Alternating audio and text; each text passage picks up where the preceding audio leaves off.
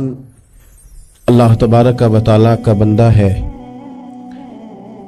और इसका वजूद, इसका दिल, इसकी रूह, हर चीज अल्लाह के दस्ते कुदरत में है। जिस तरह ये अपनी मर्जी से दुनिया में नहीं आया, अल्लाह ताला की मर्जी से आया है, इसी तरह ये नहीं हो सकता कि जिस तरह इंसान चाहे उस तरह इसके औकात गुजरे। मेहनत करना, कोशिश करना, जद्दोजहद करना इसकी जिम्मेदारी जरूर है, लेकिन होगा वही जो रब चाहेगा। अल्लाह तबारक व तआला ने इंसानी जिंदगी में तमाम मौसम रखे हैं। बचपन का मौसम, जवानी की बहार, बुढ़ापे के औकात, अपनों का मिलना, अपनों का बिछड़ना,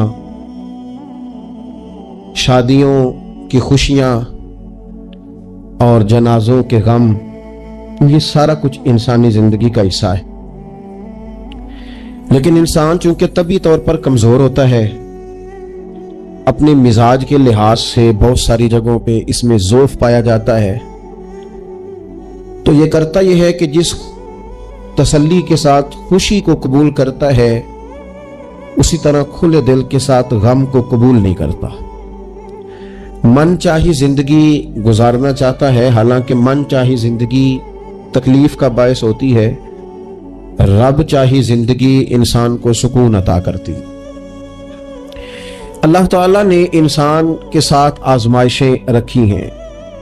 जिस तरह अल्लाह ताला की तरफ से मिलने वाली नेमतों को कबूल करता है, इसी तरह उसकी तरफ से आने वाली आजमाइशों को भी खुले दिल से इसे कबूल करना चाहिए। और ये बात दुरुस्त है कि वमा असाबकुम मिन मुसीबतिन फबिमा कसबत अयदीकुम, इंसान पर कुछ मुसीबतें वो आती हैं जो उसके हाथों के कसब की वजह से आती हैं। बहुत सारी कौमों पर आजाब इसलिए आए कि उन्होंने बाज गुनाह किए थे, लेकिन यह याद रखिएगा कि आजाब हमेशा गुनाहों की वजह से नहीं आते, तकलीफें हमेशा गुनाहों की वजह से नहीं आती। इंसान दुखों में, मुश्किलात में सिर्फ अपनी गलतियों की वजह से नहीं उलझता, बल्कि नबी पाक अलैहिस्सलातु वस्सलाम ने फरमाया है, अल्लाह ताला किसी बंदे को कोई दर्जा देना चाहता है, उसके आमाल इस तरह के नहीं होते कि उसे दर्जा दिया जाए, अल्लाह उसे किसी मुश्किल में डाल के उसके दर्जे को बुलंद फरमा देता है। बुलंदी दराजात के लिए, कुर्ब इलाही के लिए, अल्लाह तबारक व तआला की बारगाह की मारिफत के लिए भी मसाइब आते हैं। आप देखिए ना, नबी पाक सल्लल्लाहु ताला अलैहि वसल्लम ने फरमाया सबसे ज्यादा तकलीफें अंबिया पे आती हैं, और फरमाया मैं अल्लाह का महबूब हूं, अंबिया का सरदार हूं, मेरे ऊपर सबसे ज्यादा तकलीफें आई हैं, आजमाइशें आ जाती हैं। और रब फरमाता है वला नबलुवन्नकुम बिशैइन मिनल खौफी वल जूअ, हम जरूर तुम्हें आजमाएंगे कुछ खौफ के साथ, कुछ भूख के साथ, व नक्सिम मिनल अम्वाली वल अनफुसी व समरात, जरूर तुम्हें आजमाएंगे फलों की और जानों की कमी के साथ। अगर तुम इसमें साबित कदम रहे, शिकवे न किए, अपने रब की रिजा पे तुम राजी रहे, तो वबश्शिरी साबिरीन, ए महबूब फिर जो मेरी रजा पे सब्र करें उन्हें मेरी जन्नत की खुशखबरी भी अता फरमा दे। हम तुम्हें जरूर आजमाएंगे, खौफ भी, भूख भी, मालों और जानों की कमी भी। मोमिन की यह शान होती है कि वो किसी भी मौके पर अपने रब से शिकवा नहीं करता, किसी भी हाल में अपने रब की शिकायत नहीं करता। नबी करीम अलैहिस्सलाम ने फरमाया, अगर अल्लाह ताला किसी बंदे को बीमार करे और फिर उस बीमारी पर वो सब्र करे और आने वालों से रब का शिकवा न करे, तो फरमाया अल्लाह ताला ने जो गोश्त उसे दिया होता है उससे बेहतर गोश्त अल्लाह उसे अता कर देता है। अगर अल्लाह ताला की हिकमत गालिब हो और तकाजा उस बीमारी में उस बंदे के इंतकाल के कर जाने का हो, तो फरमाया फिर अल्लाह ताला उसे शहादत का दर्जा अता फरमा देता है। आजमाइशें आ जाती हैं, इंसान पर मसाइब आ जाते हैं, दुख आ जाते हैं, तकलीफों का सामना बंदे को करना पड़ जाता है। अब ये कि उसमें अपने दिल को, अपनी रूह को करार दिया जाए, अपने आप को अल्लाह की रजा पे खड़ा किया जाए और उन हवादस का मुकाबला किया जाए, उन चीजों को देखा जाए और ये गौर किया जाए कि मेरा रब अगर इसी बात में राजी है تو یقیناً اس میں اللہ کی کوئی خاص حکمت ہوگی۔ قحط حضرت عمر کے زمانے میں بھی آ گیا تھا، بڑی مشکلات کا سامنا کرنا پڑا۔ تو ان مصائب میں انسان کو تھوڑا سا پہلے تو ہمت کرنی ہے، پھر اس میں کرنے کا جو کام ہے وہ یہ ہے کہ سب سے پہلا کام تو یہ ہے کہ اپنے رب کی بارگاہ میں کھل کے دعا مانگی جائے، اللہ تبارک و تعالیٰ کے حضور التجائیں کی جائیں، دعائیں کی جائیں، رب کریم کو منایا جائے۔ حضرت عمر فاروق رضی اللہ تعالیٰ عنہ کے زمانے میں جب قحط آیا تھا تو حضرت عمر نبی پاک علیہ السلام کے چچا کو حضرت عباس رضی اللہ تعالیٰ عنہ کو لے کے میدان میں نکلے تھے، اور کیا خوبصورت لفظ انہوں نے ترتیب دیے تھے۔ عرض کرتے تھے مالک پہلے ہم تیری بارگاہ میں محبوب پاک کو لے کے آیا کرتے تھے، آج محبوب نے ظاہری وصال کیا ہے تو تیرے محبوب کے چچا کو لے کے آئے، تو اے اللہ تو مہربانی فرما اپنے محبوب کے چچا کا صدقہ ہمیں بارش عطا فرما۔ تو بس حضرت عمر نے وہ دعا مانگی، حضرت عباس کو وسیلہ بنایا تو اللہ نے بارش عطا فرما دی۔ اچھا پھر یہ دونوں چیزیں ہمیں حدیث صحیح میں ملتی ہیں۔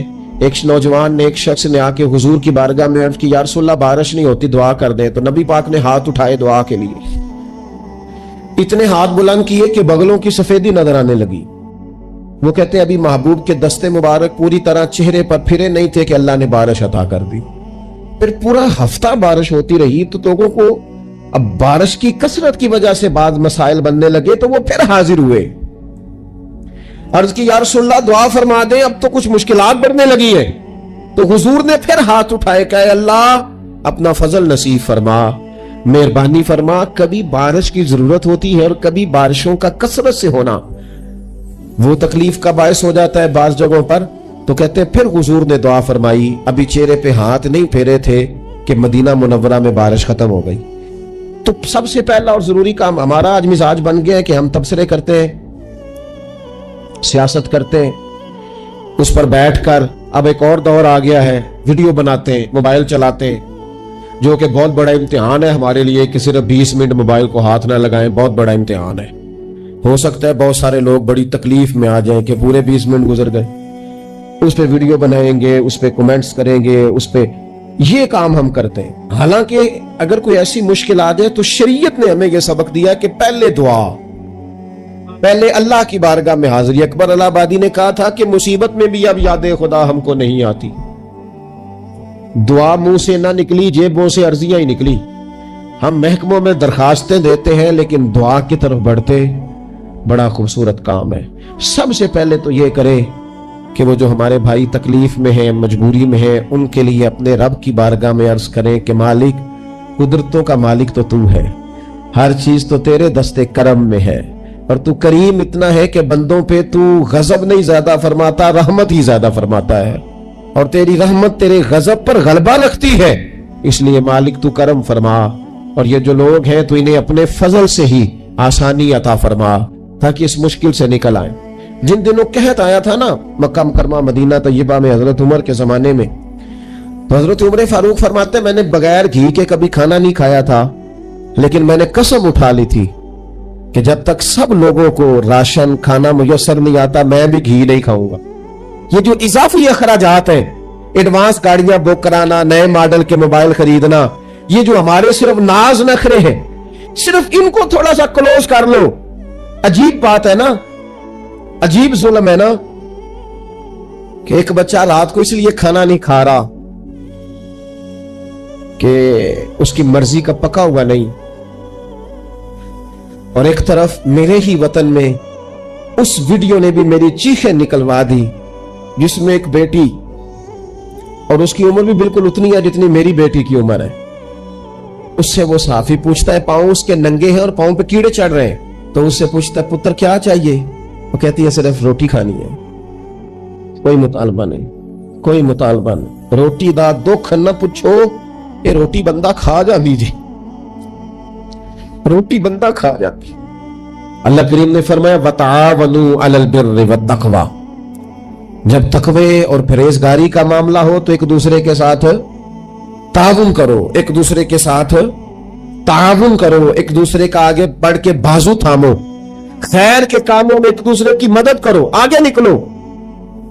ہو جاتا ہے کبھی کبھی ایسا کہ ایک بھائی کے پاس بہت زیادہ مال ہوتا ہے، دوسرے کے پاس کم ہوتا ہے، اور نبی پاک صلی اللہ تعالی علیہ وسلم نے ارشاد فرمایا کہ یاد رکھنا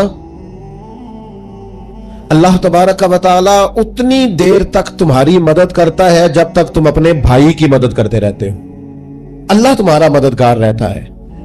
اور یہ جو مسلمان ہوتے ہیں، مومن، کلمہ پڑھنے والے، ان کے بارے میں میرے نبی پاک علیہ الصلوۃ والسلام نے فرمایا کہ یہ ایک جسم کی مانند ہے، ایک جسم کی طرح ہے۔ مومن ایک جسم کی طرح ہے، جس طرح یہ پورا جسم ہوتا ہے۔ اور حضور نے مثال دے کے بات سمجھائی، فرمایا جسم کا ایک حصہ تکلیف میں ہونا تو سارا جسم اس کا کرب محسوس کرتا ہے، یعنی درد صرف دانت میں ہے لیکن روٹی کھانے کو دل نہیں کرتا، کسی سے بات کرنے کو دل نہیں کرتا، اٹھ کے باہر جانے کو طبیعت نہیں چاہتی، پورا وجود اس کا کرب، اس کی تکلیف محسوس کرتا ہے۔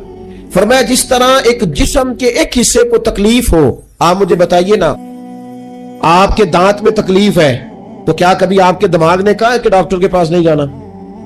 پیروں نے کہا ہے میں نے نہیں چل کے جانا، یہ تو مسئلہ صرف اور صرف دانت کا ہے، دانت جانے، اس کا کام جانے؟ ایسا ہوتا نہیں۔ دانت میں تکلیف ہوتی ہے تو ذہن منصوبہ بندی کرتا ہے، وہ کہتا ہے یار یہ پتا کرو دانت کا ڈاکٹر کہاں بیٹھتا ہے۔ پھر آپ کی زبان ہلتی ہے، معلومات کرتی ہے، پھر آپ کے پیر چل کے وہاں جاتے، اور پھر آپ اپنے دل سے ما فی ضمیر وہاں بیان کرتے، پھر آپ اپنا کمایا ہوا سرمایہ خرچ کرتے ہیں۔ بھئی ایک دانت کو تکلیف ہے تو رہنے دو، سارے جسم کو کام میں کیوں لگایا ہے؟ تو معنی یہ ہے کہ جب جسم کا ایک حصہ تکلیف میں ہو، باقی سارے سپورٹ کرتے تاکہ وہ ٹھیک ہو جائے۔ تو حضور نے فرمایا میرے سارے مومن ایک جسم کی طرح، سارے مکے سے ہجرت کر کے مدینے آئے، گھر بار پیچھے رہ گئے، جائیدادیں پیچھے رہ گئی، کاروبار پیچھے رہ گئے، حضور نے فرمایا تم بھائی ہو۔ لیکن وہ صحابہ تھے نا، انہوں نے بھائی بھائی اپنے آپ کو صرف تقریروں میں نہیں سمجھا تھا، انہوں نے اپنے آپ کو بھائی بھائی صرف محفلوں کے نعروں میں نہیں سمجھا تھا، انہوں نے اپنے آپ کو بھائی بھائی صرف ادیب شاعر کی شاعری میں نہیں سمجھا تھا، وہ من سے ان کی آوازیں آتی تھی ہم سچ مچ کے بھائی ہیں، انہوں نے طے کر لیا تھا کہ ہم بھائی ہیں۔ لہذا جب حضور نے کہا نا آپ تمہارے بھائی وہاں سے ہجرت کر کے آئے ہیں تو ان کی مدد کرو، تو پھر انہوں نے صحیح والا بھائی سمجھا، خاکہ رکھ کے اپنا گھر تقسیم کر کے آدھا اپنے بھائی کو دیا، کاروبار بانٹ کے اپنے بھائی کو دیا، جس کے پاس 4 اونٹ تھے اس نے 2 اپنے بھائی کو دے دیے، چلتے کاروباروں میں بھائیوں کو شریک بنا لیا۔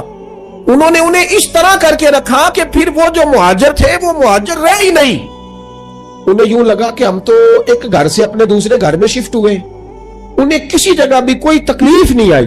لیکن امیر آدمی غریب کو بھائی سمجھنے کو تیار ہوتا نہیں، تگڑا بندہ چھوٹے کے قریب جانے کے لیے راضی ہوتا نہیں، جب تک وہ خاص ذہن نہ بنے جو ذہن ہمیں رسول پاک صلی اللہ علیہ وسلم نے عطا کیا، اتنی دیر تک انسان اس مقام تک پہنچ نہیں سکتا جہاں وہ اپنے بھائی کے لیے خیر کا معاملہ کرے۔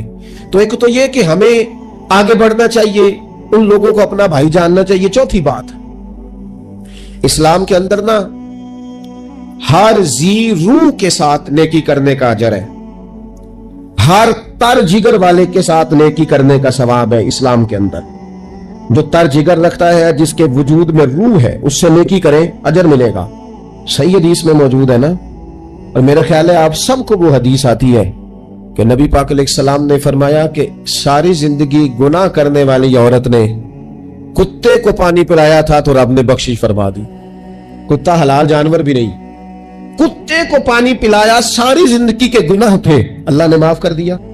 کوئی بھی تر جگر والا ہو، آپ مجھے بتائیے ایک کتے کو پانی پلانے سے رب معاف کرتا ہے، تو اگر کوئی کسی انسان کی خدمت کرے، اور نرا انسان نہیں مسلمان، اور نرا مسلمان نہیں مدینے والے کا غلام، رسول اللہ کا کلمہ پڑھنے والا، اس کے ساتھ نیکی کرنے سے اللہ کتنا اجر عطا فرمائے گا۔ تو عزیز بھائی، مخلوق خدا سے جب لوگ پیار کرتے ہیں، جب لوگ محبت کرتے ہیں، اور جب ہمارے دل نرم، ہمیں نا مادہ پرست بنایا گیا ہے کچھ عرصے سے، ہمارا ذہن بنا دیا، اور یہ ڈھیر سارے لوگ ہیں جو تقسیم کرتے ہیں ذہنوں کو، ڈھیر سارے لوگ، اس میں بعض مذہبی لوگ بھی شامل ہیں اللہ ماشاءاللہ، جو ذہن تقسیم کرتے ہیں، چھوٹی چھوٹی اپنے لالچ کے لیے لوگوں کو ایک دوسرے سے دور کرتے ہیں۔ یہ تقسیم کار ہمارا عام حصہ ہے، عام جوز ہے۔ یاد رکھنا، جب قومیں مادہ پرست ہو جاتی ہیں نا، جب وہ ہر چیز کو پیسے میں تولتی ہے اور پہلے اپنا نفع دیکھتی ہے، پھر وہ معاشرہ انسانوں کا معاشرہ نہیں رہتا، وہ تاجروں کا معاشرہ ہوتا ہے۔ وہاں ہر چیز سیل ہوتی ہے، بیچی جاتی۔ دوستو، قلبی طور پر جب دلوں میں گنجائش ہوتی ہے، جب ہمارے دلوں میں وسعت ہوتی ہے، جب ہمیں پیار کرنا آتا ہے، 2 آدمیوں کا کھانا 3 آدمی کھا سکتے ہیں، شرط یہ ہے کہ وہ تیسرے کو بٹھانے کی وسعت رکھتے ہوں۔ 4 آدمیوں کا کھانا 5 آدمی کھا سکتے ہیں، شرط یہ ہے کہ ان کے دلوں میں گنجائش موجود ہو۔ یاد رکھنا، ایک چھت کے نیچے ایک ہی گھر کے اندر 4-5 خاندان گزارا کر سکتے ہیں، شرط یہ ہے کہ ان کے دلوں میں گنجائش موجود ہو۔ شرط یہ ہے کہ وہ قلبی کیفیات وہی رکھتے۔ لیکن ہمیں نہ کچھ مست سا کر دیا گیا ہے اپنی اپنی دنیا داری میں، کچھ محو سے ہے، کچھ اس طرح کا ماحول بنا دیا گیا، مجھے کیا لینے دیں، کیا لینے دیں مجھے۔ مذہبی لوگ بھی اتنے لاکھ کی محفل نعت، اتنے لاکھ کا عرس، اتنے لاکھ کی فلانی شے، اور خدا کے بندو کچھ دیر کے لیے چھوڑ لو، کچھ دیر کے لیے مہربانی کر لو، اور دیکھو تو صحیح ضرورت کس چیز کی زیادہ ہے۔ چلو کوئی تو گنجائش پیدا کرو زندگی میں، کہیں کسی ایک چیز کو روک لو۔ مستحب کا اور واجب کا فرق ہی نہیں سمجھتے۔ اقبال کہنے لگے، یہ کسی شوخ نے لکھ دیا یہ جملہ محراب مسجد پر کہ یہ ناداں گر پڑے سجدے میں جب وقت قیام آیا۔ وقت تو قیام کا تھا، تم سجدوں میں ہو، اٹھنے کا ٹائم تھا، لوگوں کی مدد کرنے کا وقت تھا، اور تم ابھی بھی اپنے ختمات شریف میں الجھے ہوئے ہو۔ کل 10واں چہنا مستحب ہے، 2 آدمی بیٹھ کے ختم دلانے ہو جاتا ہے۔ یہ باقی کا لاکھوں روپے کا مال ان جگہوں پہ پہنچایا جائے جہاں ضرورت ہے۔ محفل نعت آپ کے محلے کا نوجوان بھی نعت پڑھ سکتا ہے، مقامی خطیب کو بھی تقریر آتی ہے، ہر جمعے کرتا ہے، اور بڑے کام ہے کرنے والے، لیکن وہ بس ٹھیک ہے، ہم جہاں لگ گئے وہاں سے ہلنے کو تیار ہی نہیں۔ ایک مخصوص سا مزاج بنا لیا، اس سے باہر آنا ہی نہیں چاہتے، پسند ہی نہیں کرتے۔ تو اپنی زندگی کے اندر وسعت پیدا کرے، اپنے دل میں وسعت پیدا کرے۔ یاد رکھے، جب بندہ کسی کے بچوں کا سوچتا ہے تو اللہ اس کے بچوں پر فضل فرماتا ہے۔ جب انسان کسی کا گھر آباد کرتا ہے، رب اس کا گھر آباد کرتا ہے۔ حضرت ابوبکر صدیق فرمایا کرتے تھے، تو اللہ کے دین کی خدمت میں لگ جا، تیرا ذاتی کوئی کام رب رکنے نہیں دے گا، وہ سارے تیرے کام ہوتے رہے۔ ہم کیا سمجھتے ہیں کہ تگڑی تقریروں سے لوگوں کو قریب کر لیں گے؟ ہم کیا سمجھتے ہیں کہ بڑے بڑے پوسٹر لگائیں گے محفلوں کے تو لوگوں کو؟ ہم کیا سمجھتے ہیں حساب صرف نمازوں کا ہونا ہے؟ ہم کیا سمجھتے ہیں کہ حساب صرف ہم سے سجدوں کے بارے میں پوچھا جائے گا؟ یہ بھی سوال ہوگا، یہ بھی صحیح بخاری مسلم میں موجود ہے، صحیح حدیث میں موجود ہے کہ رب فرمائے گا، او بندے میں بھوکا تھا تو نے مجھے روٹی نہیں کھلائی، میں پیاسا تھا تو نے پانی نہیں پلایا، کپڑوں کی حاجت تھی تو لے کے نہیں آیا، میں بیمار تھا تو نے تیمارداری نہیں کری۔ مالک تو کھانے سے پاک، پینے سے پاک، پہننے سے پاک، بیماری سے پاک۔ تو رب کریم فرمائے گا، وہ جو تیرے پڑوس میں بندہ بیمار تھا تو میں ہی تو تھا نا، وہ جو تیرے پڑوس میں آدمی بھوکا تھا تو بندہ تو میرا ہی تھا نا، وہ جو تیرے دائیں بائیں لوگوں کو حاجت تھی تو وہ میرے ہی بندے تھے۔ خدا کے بندے تو ہیں ہزاروں، بنوں میں پھرتے ہیں مارے مارے، میں اس کا بندہ بنوں گا جس کو خدا کے بندوں سے پیار ہوگا۔ کچھ نہ تھوڑا سا اپنے دلوں میں وہ کیا بات کی تھی ساگر نے، اس نے کہا تھا کہ یہی ہے ذوق عبادت کی انتہا ساگر، او غم حیات کے ماروں کا احترام کرو۔ یہ جو غم حیات کے مارے ہیں ان کا احترام کرو۔ ایک 100 گھر تھا مدینہ شریف میں، امام ابو نعیم نے اس کو لکھا ہے۔ ہمارے ہاں بھی لوگ افطاری کراتے ہیں، سیاسی افطاری رمضان میں، سیاسی افطاریاں جن سے ہمیں کام نہیں پڑتا، جن سے ہمیں کل کو کام نکلوانا ہوتا، ان کی روٹی پکائی جاتی ہے۔ سیاسی ولیمے، سیاسی دعوتیں، سیاسی لوگوں کے اجتماعات، وی آئی پیز کے لنگر، یہ ہمارا کلچر بن گیا ہے، یہ ہمارا مزاج بن گیا ہے۔ اور نبی پاک علیہ السلام نے فرمایا، لعنت اس دعوت پر جس میں امیروں کو بلایا جائے اور غریبوں کو نظر انداز کیا جائے، وہ تو ملعون دعوت ہے۔ 100 گھر پورا تھا مدینہ منورہ میں، جس میں 3 وقت کا کھانا، بچوں کے کپڑے، اگر کوئی بیمار ہو جاتا تو دوائیاں، اور دے کون جاتا ہے اللہ ہی بہتر جانتا ہے۔ ایک نقاب پوش آتا تھا، دروازے پہ دے جاتا تھا، نام پوچھتے تھے تو ناراض ہو جاتا تھا۔ اور یہ ایک دن کام نہیں ہوا، سالوں یہ کام جاری رہا۔ पता ही कोई नहीं कौन दे जाता है, कोई खबर ही नहीं। फिर अचानक 2-3 दिन हो गए, वो लंगर आना बंद हुआ, वो अखराजात उठाने खत्म हुए। अब लोग एक दूसरे से पूछने लगे कि वो खाना तेरे घर भी नहीं आया, तेरे घर भी नहीं आया, पता करो कब से नहीं आया, पता करो कब से नहीं आया। तो तय हो गया, जब लोगों ने तारीखें लगानी शुरू की, एक दूसरे के साथ मिलानी शुरू की, तो 18 मुहर्रम से मेरे घर नहीं आया। हाँ हाँ, हमारे यहाँ भी 18 मुहर्रम से नहीं आया, पता करो, तहकीक करो। तो पता चला कि 18 मुहर्रम को इमाम ज़ैनुल आबिदीन का विसाल हुआ है। सैयदा पाक का ये शहजादा, इमाम हुसैन का करबला में बच जाने वाला ये जानिशीन, एक 100 घरों में और थोड़ी सी आबादी, 100 घरों में 2 वक्त खाना और अपने कंधे पे तोड़ा रख के, लंगर की बोरी रख के पहुंचा के आते, और चेहरे पे नकाब होता। कोई पूछता नाम क्या है तो नाराज हो जाते। 100 घरों में खाना जाता।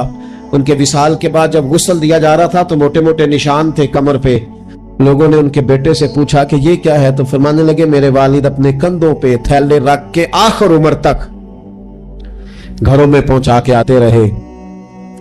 लोगों ने कहा हुजूर आप क्यों नहीं जाते थे, आप जवान थे। तो आपके शहजादे कहने लगे मैं कहता था अब्बा जी से कि मैं ना चला जाऊं। तो फरमाते थे पुत्र अगर तू जाएगा तो फिर तुझे उस गरीब का नाम भी बताना पड़ेगा। मैं तेरे सामने पर्दा नहीं खोल सकता, ये मेरा और मेरे रब का राज है। एक लफ्ज है हदीस पाक में जिसको आफियत कहते हैं। तिरमिजी शरीफ में हजरत सैयदना अब्बास बिन अब्दुल मुत्तलब रदी अल्लाह तआला अन्हु आपकी रवायत मौजूद है। फरमाते हैं मैं नबी पाक सल्लल्लाहु तआला अलैहि वसल्लम की खिदमत आली मर्तबत में हाजिर हुआ तो मैंने अर्ज की या रसूल अल्लाह सल्लल्लाहु तआला अलैहि वसल्लम, मुझे ऐसी चीज़ बताएं जो मैं अपने रब से मांगूं। चीज़ मांगनी होती है ना, बाद वक़्त मौका मिलता है तो कई दफ़ा इंसान इम्तिहान में आ जाता है, क्या मुझे मौका मिल गया है, मुझे कहा गया कुछ मांग लो तो भला मैं क्या मांगूं। हज़रत अब्बास बिन अब्दुल मुत्तलब रदी अल्लाह तआला अन्हु नबी पाक अलैहिस्सलाम के प्यारे चचा जान हैं, अर्ज़ गुज़ार हैं, या रसूल अल्लाह सल्लल्लाहु अलैहि वसल्लम मुझे बताइए मैं अपने रब से मांगूं तो क्या मांगूं।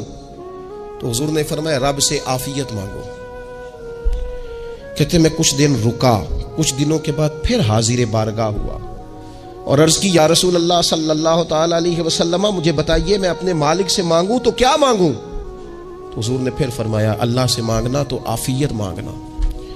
बुजुर्ग फरमाते हैं ये आफियत क्या है।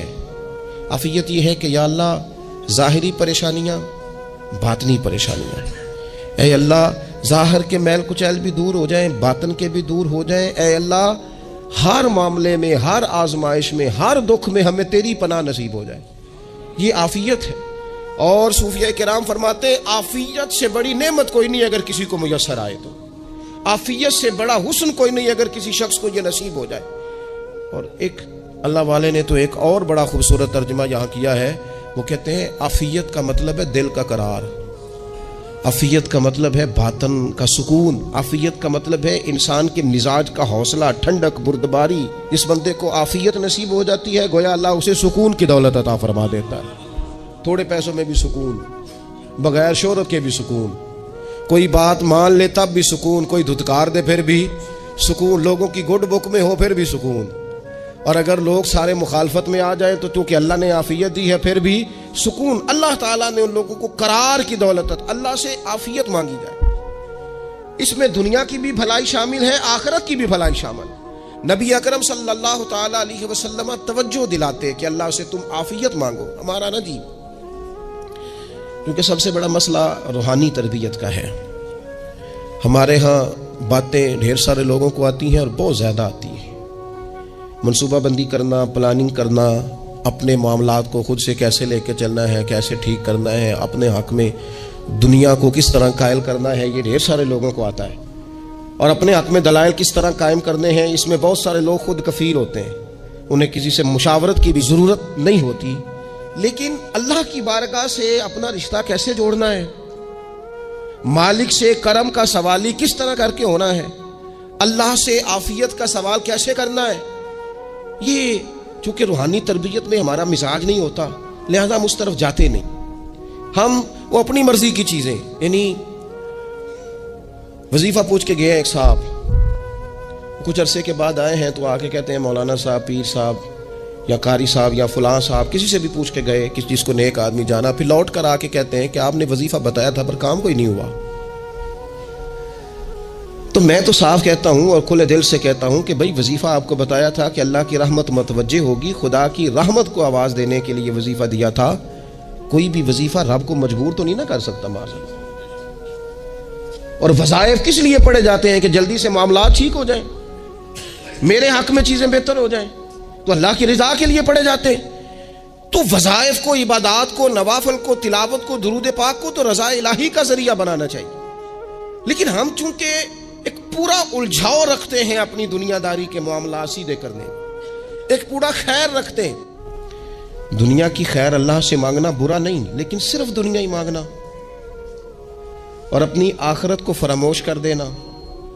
اللہ فرماتے ہیں والآخرۃ خیر وابقیٰ، آخرت تمہارے لیے بہتر بھی ہے اور ہمیشہ باقی رہنے والی بھی. قرآن مجید نے سورہ بقرہ کے اندر قریش مکہ کی اس عادت کا ذکر کیا ہے. فرمایا جب وہ حج کرتے تو ان کا طریقہ یہ تھا کہ وَمِنَ النَّاسِ مَن يَقُولُ رَبَّنَا آتِنَا فِي الدُّنْيَا، ان میں سے کچھ لوگ یہ کہا کرتے تھے کہ یا اللہ ہمیں دنیا عطا کر دے، ہمیں دنیا دے دے. رب فرماتا ہے وَمَا لَهُ فِي الْآخِرَةِ مِنْ خَلَاقٍ، ان لوگوں کا آخرت میں کوئی حصہ نہیں. مانگی بھی ہے تو صرف دنیا، حج کر کے بھی دنیا، اللہ کے گھر جا کے بھی دنیا، شیخ کا بیعت ہو کے بھی دنیا، دینی محفل سے مراد بھی یہ، دینی اجتماعات کر کے بھی، دینی مدارس قائم کر کے بھی، خانقاہ کا، مسجد کا ماحول بنا کے بھی، اس سے بھی مطالبہ فقط دنیا کا. ان کفار کی اس عادت کو ذکر کر کے ہمیں سمجھایا گیا کہ جو فقط دنیا مانگتا ہے اس کا آخرت میں کوئی حصہ. اور فرمایا کچھ لوگ ایسے ہیں وَمِنْهُمْ مَنْ يَقُولُ رَبَّنَا آتِنَا فِي الدُّنْيَا حَسَنَةً. اچھا انہوں نے دنیا بھی مانگی تو صرف دنیا مانگی، حسنہ نہیں مانگی.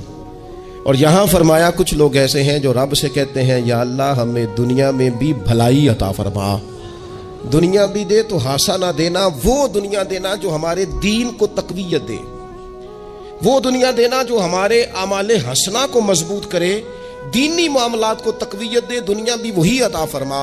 اور ساتھ کہتے ہیں وَفِي الْآخِرَةِ حَسَنَةً، یا اللہ ہمیں آخرت میں بھی بھلائی ہی عطا فرما.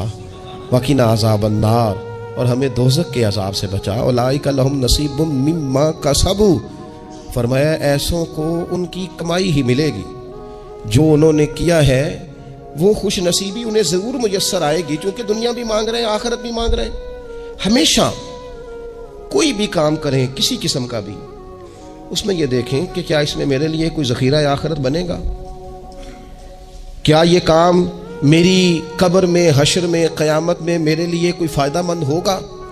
میں بڑے درد سے عرض کرتا ہوں بعض لوگ دینی کام کرتے ہیں اور ان سے جب سوالات کیے جاتے ہیں تو وہ بعض اوقات تکلیف دہ معاملہ ہو جاتا ہے کہ اس دینی کام کے پیچھے بھی وہ والا خلوص نہیں جو ایک مسلمان کا رب و رسول کے ساتھ ہونا چاہیے. اس دینی کام کے پیچھے بھی کچھ دنیاوی مقاصد موجود ہیں. تو اگر بڑی پگڑی اور بڑے جبے کے پیچھے بھی ایک دنیا دار چھپا ہوا ہو، لوگوں کو تو دھوکہ دیا جا سکتا ہے، رب اور رسول کو تو نہیں نہ دیا جا سکتا. وہاں تو دلوں کا خلوص ہی پہنچتا ہے، وہاں تو نیتوں کا حسن ہی پہنچتا ہے. تو اللہ تبارک و تعالیٰ سے جب بھی سوال کیا جائے دنیا اور آخرت کی بہتری کا سوال کیا جائے. وہ لوگ ملتے رہتے ہیں مختلف بزرگوں کی نسبت کے تعلق سے، تو بعض جگہوں پہ بعض لوگ بڑے تیز ہوتے ہیں، یعنی ان سے آپ کی ملاقات ہوتی ہے تو بندے کو محسوس ہوتا ہے کہ یار اسے تو پہلے ساری باتوں کا پتہ ہے. اور کئی دفعہ ان سے ملنے کے بعد احساس ہوتا ہے کہ یار اس سے تو تھوڑا سا ہی لیتے تو بہتر تھا، یہ تو بات بڑی آگے نکل گئی.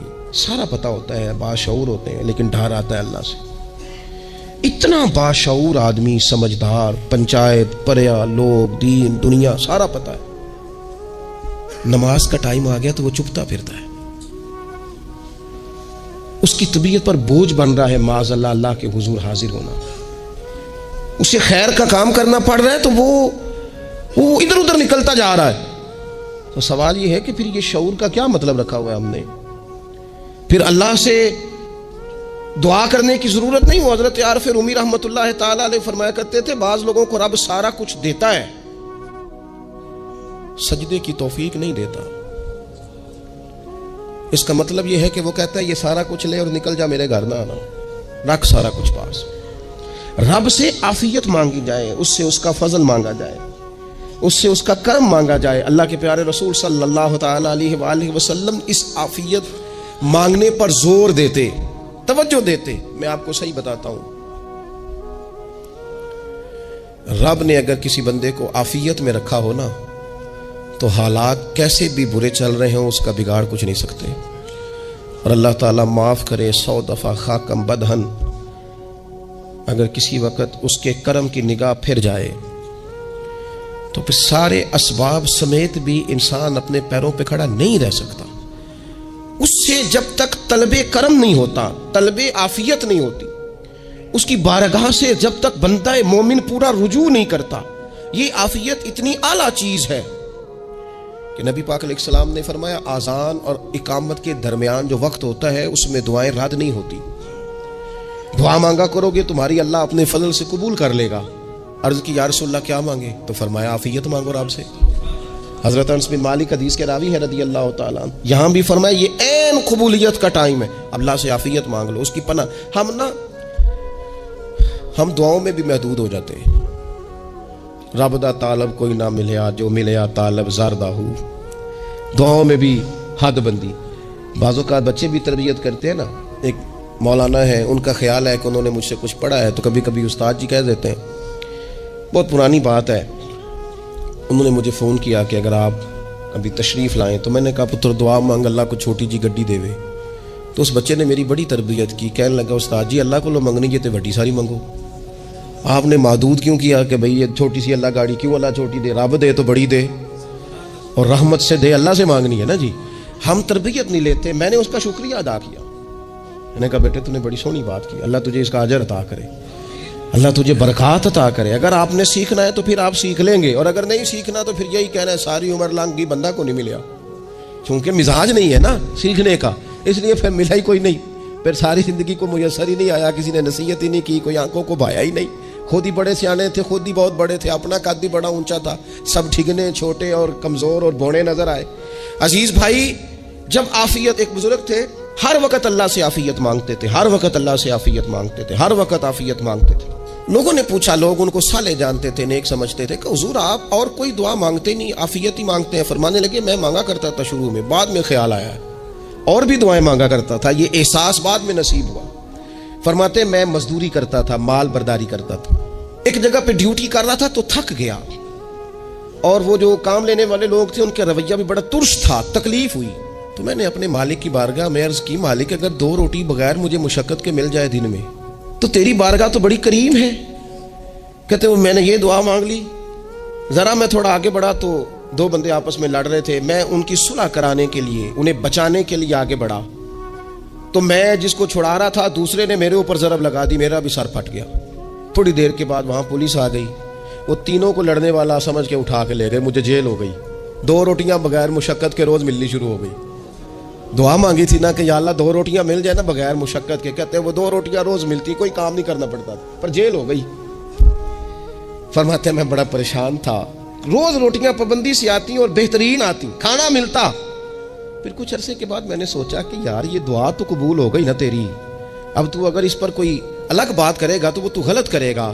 کہتے پھر خود ہی میرے دل میں اللہ نے بات ڈالی, اور میں نے عرض کی مالک 2 روٹیاں نہیں, مجھے تو عافیت چاہیے, مجھے تو عافیت دے, میرے اوپر تو کرم فرما, تو نظر رحمت کر, جے ایک قطرہ بخشے مینوں, جے ایک قطرہ بخشے مینوں تے کم بن جاندا ہی میرا, مہربانی کر عافیت عطا کر. فرماتے پھر خدا نے کرم کیا, کہاں سے اسباب بنے میرے جیل سے چھوٹنے کے, کون کون میرے ضمانتی بنے اللہ ہی جانتا ہے. فرماتے ہیں دروازے بھی کھل گئے, رزق بھی ملتا ہے, صحت بھی میسر ہے, سجدہ بھی کر لیتا ہوں, سویرے تلاوت بھی کرتا ہوں, شام کو مدینے والے کی بارگاہ میں راج کے درود و سلام بھی عرض کرتا ہوں, میں ممکن ہوتا ہے تو کسی غریب کی داد رسی بھی کرتا ہوں. اب سمجھ آئی ہے, ربنا آتنا فی الدنیا حسنۃ وفی الآخرۃ حسنۃ وقنا عذاب النار. اب سمجھ آئی ہے رب سے جب بھی مانگنا ہے عافیت ہی مانگنی ہے, اس سے کرم مانگ. ہم نے محدود دعائیں رکھی ہوئی ہیں, محدود, وہ جی فلانا کام میرا ہو جائے تو بھئی وہ ایک ہو گیا, اس کے بعد پھر نئی ٹینشن بن جائے گی.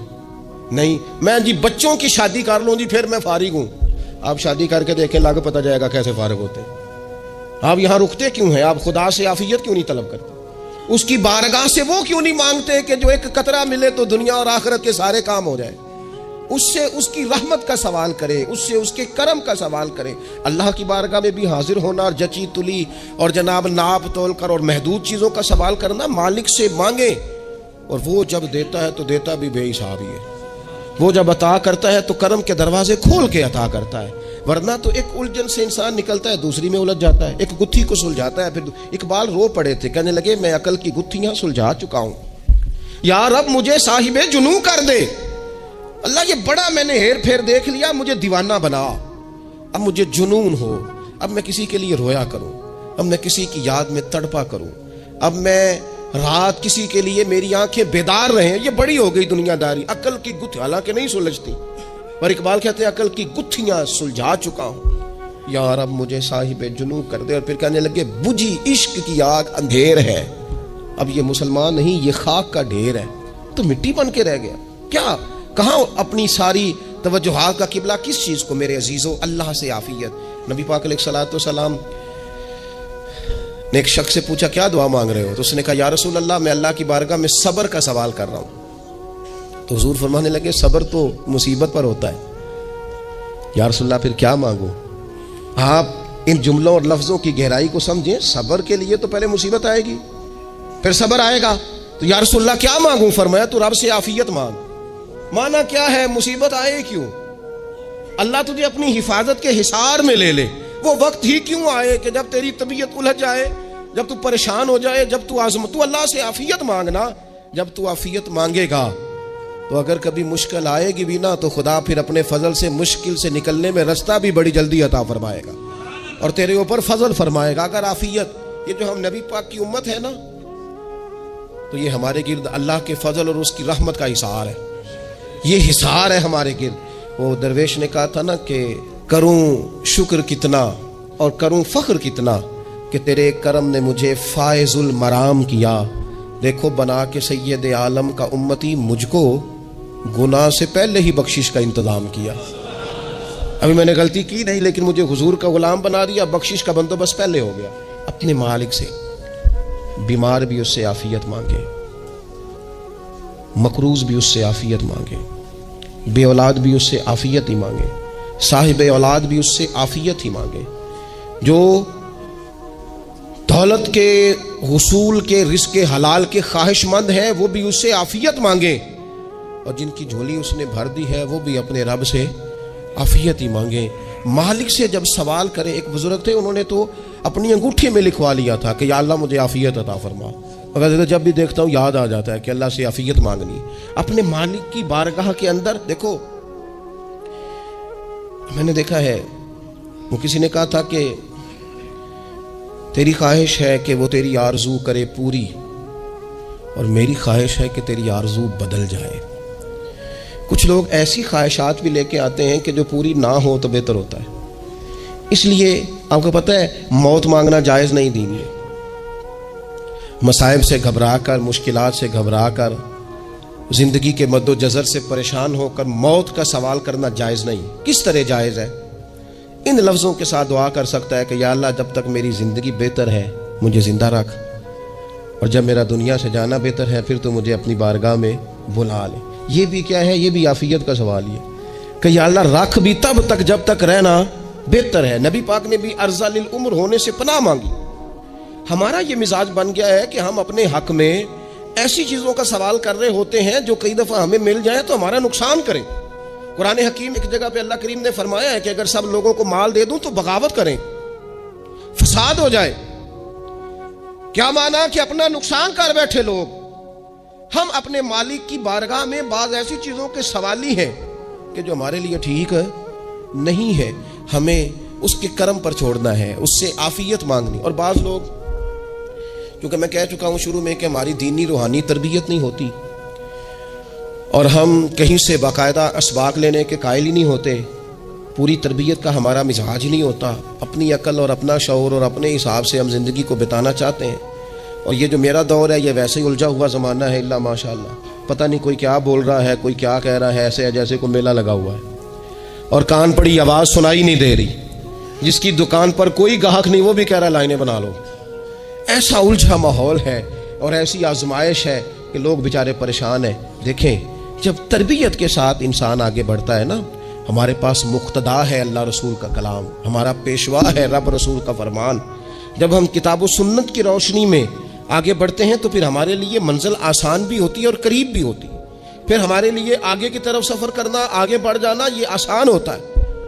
اب غور کریں جو لوگ دنیا میں کامیاب رہے، بھلا کس طرح کامیاب رہے؟